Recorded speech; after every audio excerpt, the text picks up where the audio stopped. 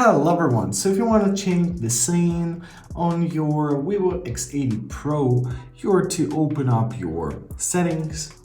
Now find your themes, lock screen and wallpaper, of course, find your theme and press download more. Now you're to find a theme which suits you well.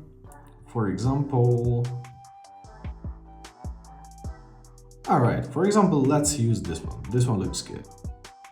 Press download, press apply, and basically that's it. Now we've got our new theme applied. Easy as that.